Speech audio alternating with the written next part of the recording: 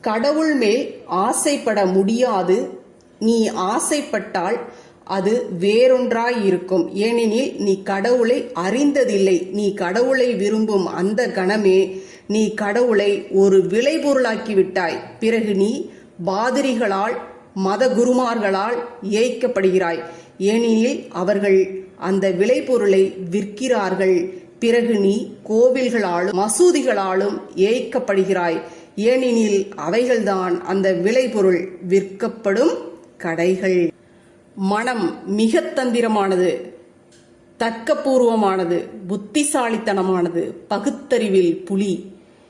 என்ன செய்ய நினைக்கிறதோ அத்தனைக்கும் ஒரு காரணம் கற்பித்து விடுகிறது. எல்லா காரணங்களும் பொய்யானவை. ஆழப்போய் பார்க்கும்போது அவை காரணங்களே அல்ல, நியாயம் கற்பிப்பதுதான் என்பதை புரிந்து கொள்வாய்.